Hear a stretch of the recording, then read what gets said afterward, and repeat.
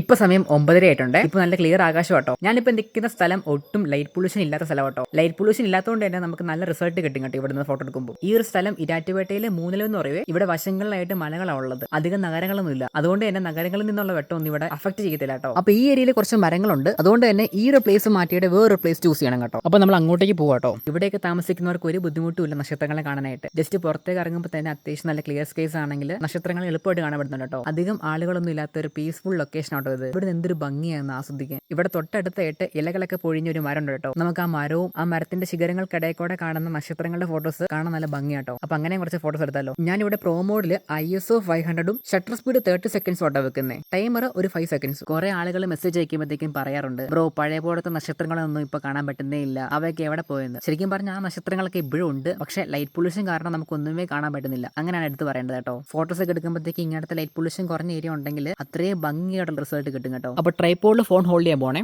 അപ്പൊ ഇതാട്ടോ ഞാൻ പറഞ്ഞ ഇലകളില്ലാത്ത മരം. അപ്പൊ ഇവിടെ നിന്ന് നക്ഷത്രങ്ങളുടെ ഫോട്ടോസ് ഒക്കെ എടുത്ത് എങ്ങനെ ഇരിക്കും നോക്കിയാലോ.